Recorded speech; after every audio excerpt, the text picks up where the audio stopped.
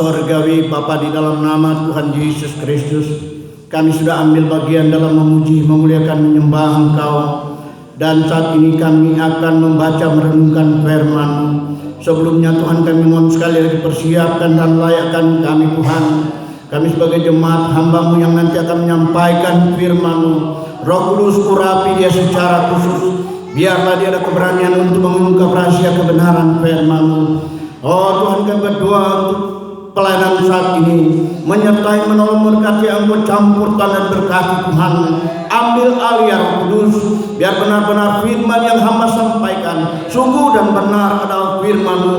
Oleh sebab itu, kalau ada kuasa kegelapan coba-coba menghadang, merintangi untuk pemberitaan firman-Mu, kami tolak di dalam nama Yesus. Tuhan, hancurkan kuasanya. Kawali pagari kami ini kuasa darah-Mu. Kami ada sukacita, ada damai sejahtera. Dalam rangka Tuhan, kami beribadah memperingati kelahiran Yesus Kristus pada 2000 tahun yang lalu. Saat ini kami bersama-sama umat-Mu saat ini. Oh, bersekutu. Terima kasih banyak Tuhan, terima kasih.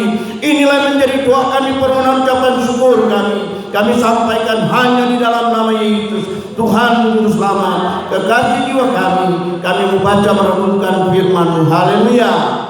Amin. Bapak Ibu, kita tetap berdiri. Mari kita baca firman Tuhan yang saat ini saya ambil di dalam Injil Matius pasal yang kedua. Injil Matius pasal yang kedua, ayat 1 sampai 12. Kita baca saja ayat 1 dan 2 dan ayat 7 dan 8. Dengan perikop orang-orang Majus dari timur. Firman Tuhan berkata begini. Sesudah Yesus dilahirkan di Betlehem di tanah Yudea pada zaman Raja Herodes, datanglah orang-orang Majus dari timur ke Yerusalem dan bertanya-tanya, di manakah dia, raja orang Yahudi yang baru dilahirkan itu? Kami telah melihat bintangnya di timur dan kami datang untuk menyembah dia. Ayat 7. Lalu dengan diam-diam Herodes memanggil orang-orang Majus itu dan dengan teliti bertanya kepada mereka, bila manakah bintang itu nampak. Kemudian ia menyuruh mereka ke Betlehem. Katanya, pergi dan selidikilah dengan saksama hal-hal mengenai anak itu.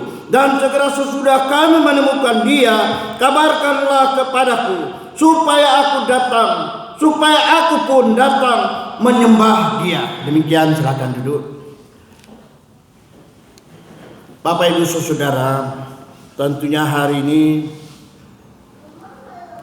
hari yang kita tunggu-tunggu.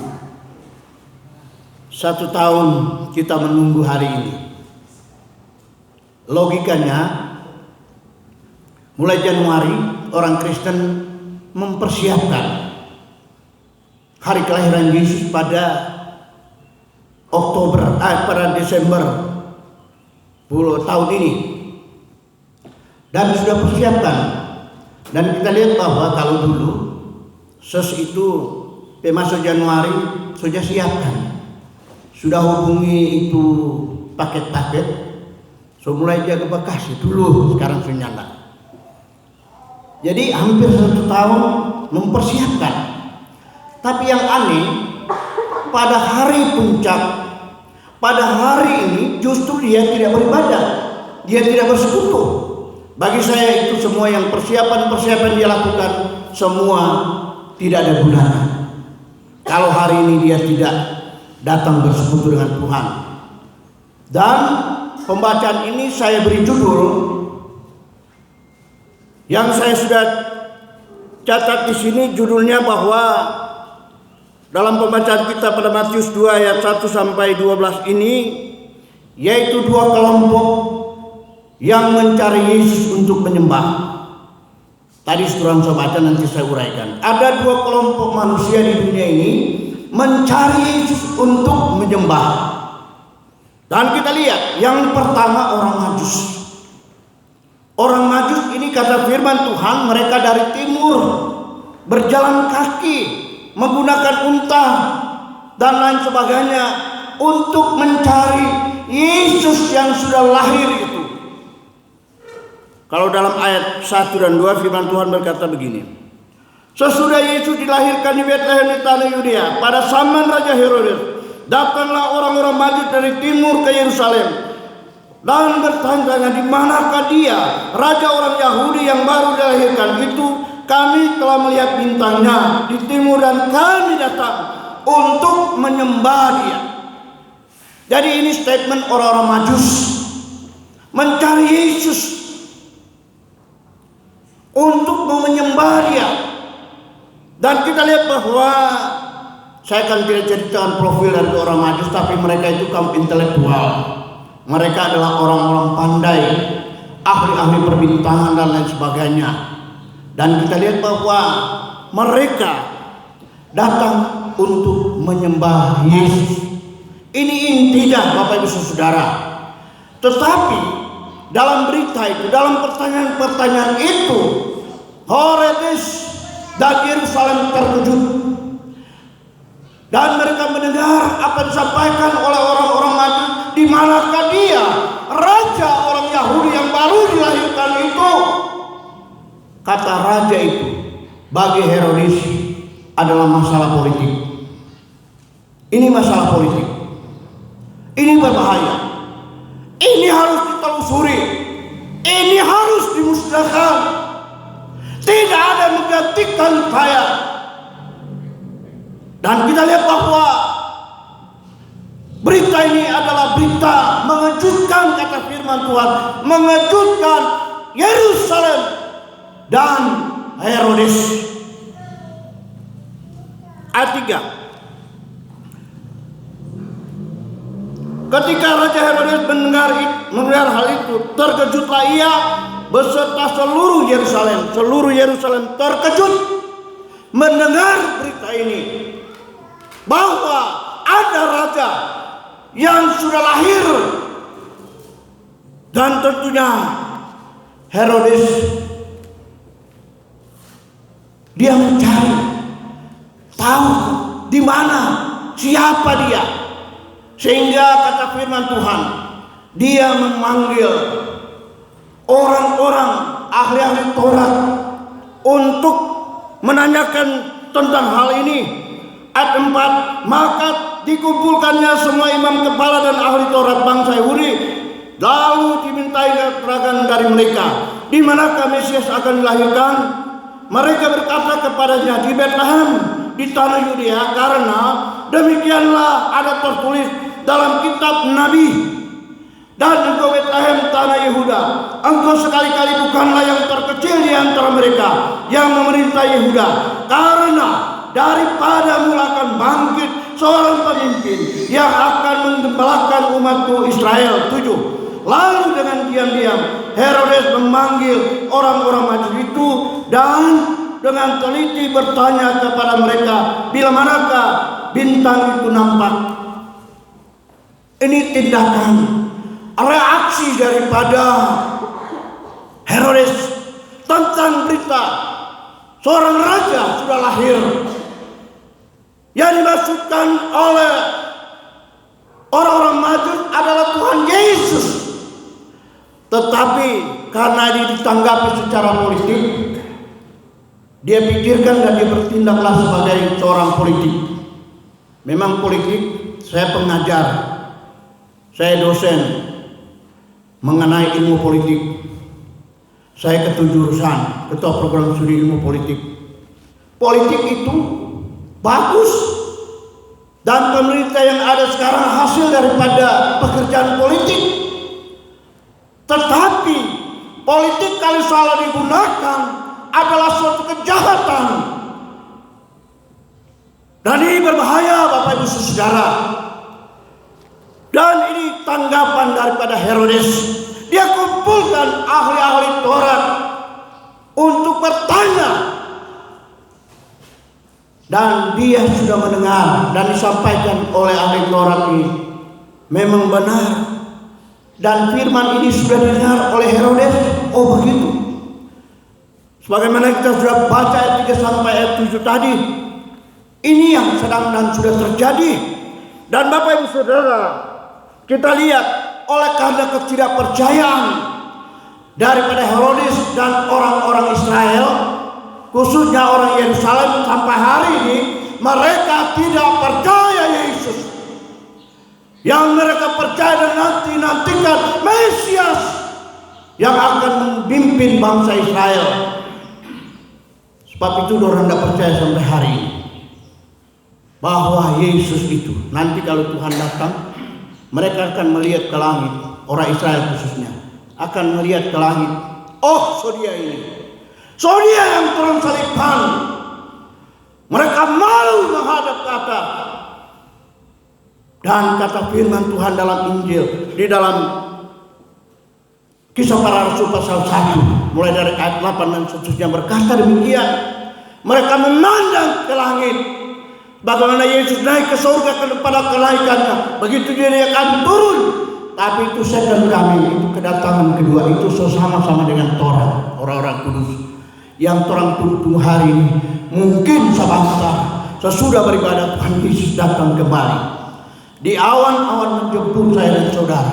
Ini yang Tuhan siap-siap, ini yang Tuhan tunggu-tunggu, ini yang membuat kita, mendorong kita hidup berkenan kudus di hadapan Tuhan. Kita kembali Bapak Ibu Saudara, Herodes dan seisi Yerusalem sudah mendengar firman tapi tidak percaya. Ini persoalannya. Tetapi puji nama Tuhan, kata firman Tuhan kalau kita baca di dalam ayat 9 dan sampai 12, di situ menunjukkan bahwa orang-orang Majus berhasil berjumpa dengan Yesus dan mereka bersukacita. Mereka mempersembahkan persembahan kepada Tuhan yang berupa emas, kemenyan dan mur. Mereka datang untuk menyembah. Apa yang menjadi pernyataan mereka pada mulanya? Kami mau datang, ayat 2, untuk menyembah Dia. Karena mereka punya ketulusan hati, karena mereka punya kerinduan. Benar mereka berjumpa dengan Yesus, dan benar mereka ada sukacita, ada damai sejahtera. Bapak Ibu Saudara, karena pada hari-hari terakhir banyak orang Kristen yang hari ini tidak berjumpa dengan Yesus. Dipastikan mereka tidak ada damai sejahtera, tidak ada sukacita, karena mereka orang Kristen, menamai diri orang Kristen. Mereka tidak akan memperoleh damai sejahtera dan sukacita. Dan kita lihat bahwa hal inilah yang membuat orang-orang Majus ini berusaha sedapat mungkin untuk berjumpa dengan Yesus. Hari ini orang sudah berusaha sedapat mungkin. Dan hari ini Yesus ada di tengah-tengah kita, sedang memberkati kita. Lebih daripada itu, Dia sedang mempersiapkan jiwa kita untuk hari kedatangannya yang tidak berlambatan. Ini rahasia. Informasi firman Tuhan sudah disampaikan kepada saya dan saudara. Informasi tentang kelahiran Yesus sudah disampaikan kepada Herodes dan seisi Yerusalem. Tapi karena mereka tidak percaya, mereka tidak berjumpa dengan Yesus. Itu yang pertama. Dan kedua, mengenai Herodes, kita baca di dalam ayat 3 sampai 8. Ayat 3 sampai 8. Firman Tuhan berkata begini.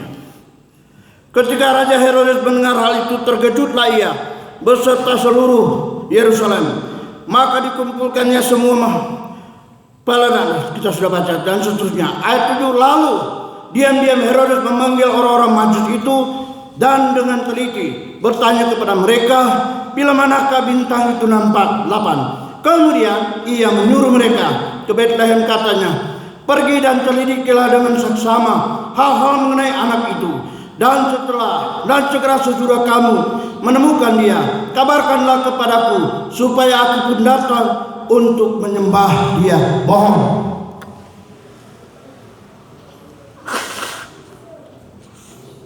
Ini pernyataan bohong. daripada Herodes. Hai orang-orang Majus, selidikan jo, cari tahu di mana dia lahir, dia ada di mana sekarang, karena kita lagi mau datang menyembah dia. Tahu orang bilang. Oleh sebab itu dalam dunia ini ada dua kelompok orang yang menyembah, yang mencari Yesus. Orang Majus yaitu saya dan saudara, dan Herodes dan orang dalam dunia ini yang tidak mau percaya kepada Yesus. Sekalipun dia mengatakan orang Kristen, tapi banyak orang Kristen jam-jam seperti ini tidak ada di gereja, ada di meja judi, ada mabuk-mabuk, dan semua hal yang tidak diperkenankan oleh Tuhan. Mereka ada hari ini, ada jam-jam ini, dan dipastikan mereka tidak berjumpa dengan Yesus. Tapi orang bersyukur, terima kasih Tuhan, hari ini, pagi ini kami ada berjumpa dengan Engkau, dan kami akan pulang dengan penuh sukacita dan damai sejahtera. Janji Tuhan. Bagaimana orang-orang Majus, kalau orang baca selanjutnya, mereka bersukacita. Ayat 9 dan sampai 12 mereka bersukacita, memuji Tuhan, memuliakan Tuhan, dan mereka juga memberi persembahan untuk pekerjaan Tuhan. Dan Bapak Ibu Saudara, ini yang sedang dan sudah terjadi. Dan kita lihat bahwa di dalam pembacaan kita tadi, dalam ayat yang ke-3 sampai ke-8 khususnya, kemudian ia menyuruh mereka, yaitu orang Majus ke Betlehem, katanya, pergi selidikilah dengan saksama hal-hal mengenai anak itu, dan segera sesudah kamu menemukan dia, kabarkanlah kepadaku supaya aku pun datang menyembah dia. Tidak benar, tidak benar. Saya pernah dulu tinggal di Kaskasa. Sempat saya oke Pak, tahun ini setahun sekali. Setahun sekali main judi. Ini yang mereka lakukan. Siapa mereka? Orang Kristen. Orang Kristen yang tidak takut Tuhan, yang tidak mengasihi Tuhan, yang tidak menghormati Tuhan. Dan itu sedang terjadi. Dan mereka disebut Herodes akhir zaman. Mengaku dan mendengar firman. Herodes sudah dengar karena ahli Taurat ini sudah baca. Dalam ayat 3 sampai 7 tadi, sampai 8 sudah baca, memang benar Herodes. Tetapi dia tidak mau percaya. Dan oleh sebab itu Herodes tidak berjumpa dengan Yesus sampai dia mati. Mari kita baca ayat 19 sampai 20. 19-20. Setelah Herodes mati, nampaklah malaikat itu kepada Yusuf dan dalam mimpi di Mesir. Katanya, bangunlah, ambillah anak itu serta ibunya dan berangkatlah ke tanah Israel. Karena mereka, siapa mereka? Yang hendak membunuh anak itu, yang membunuh Yesus, sudah mati. Herodes dan kroni-kroninya, Herodes dan pengikut-pengikutnya, Herodes dan orang-orang yang dia percayakan. Dan kita lihat pada peristiwa itu, politik memang jahat. Anak-anak kecil di bawah 2 tahun dibunuh. Herodes perintahkan bunuh semua anak-anak di bawah 2 tahun. Dia pastikan bahwa di bawah umur 2 tahun Yesus ada di sana. Tapi Herodes tidak dapat membatalkan rencana Allah untuk keselamatan saya dan saudara. Bayangkan kalau Tuhan Yesus masuk dalam 2000 orang anak-anak yang mati, yang dibunuh waktu itu. Apa artinya Torah? Enggak ada arti. Torah tinggal menunggu waktu untuk dilemparkan dalam api neraka. Oleh sebab itu, dia oleh Tuhan, rencana Allah tidak bisa dibatalkan sampai hari ini. Keselamatan dia sudah anugerahkan bagi saya dan saudara. Sebabnya saya satu hal saya katakan, hormati Tuhan, layani dia, iring dia, cintai Tuhan Yesus itu. Dan kita tentunya akan dipersiapkan untuk hari kedatangan Tuhan pada kali yang kedua. Jangan kita terbalik, ikut-ikut rame ke orang lain. jam-jam gereja ke tempat-tempat yang tidak diperkenankan oleh Tuhan. Orang yang ikuti, oh orang boleh, pun orang nang bagaimana? Orang boleh 1 tahun 1 kali Pak Pendeta. Oh kasihan, tumpul sekali di pikiran mereka karena mereka tidak tahu untuk apa mereka hidup dan kemana mereka akan pergi. Mereka tidak tahu. Apakah tidak diajarkan atau tidak mau dengar firman Tuhan? Ini suatu pertanyaan besar. Oleh sebab itu, beritakan Injil keselamatan itu kepada dunia ini supaya banyak orang boleh diselamatkan. Pada hari-hari terakhir ini kita diingatkan, mungkin KJKJ perayaan Natal tinggal tahun ini. Ini mungkin, tapi orang berjaga-jaga, waspada dan siap-siap. Kapan Tuhan Yesus menjemput saya, datanglah Tuhan, datanglah jemputlah saya. Saya beralih tempat. Paulus dulu dia berdoa, Tuhan, kita suka semua beralih dari dunia ini. Kita suka semua pergi di surga. Itu Paulus, orang-orang tua kita dulu begitu, termasuk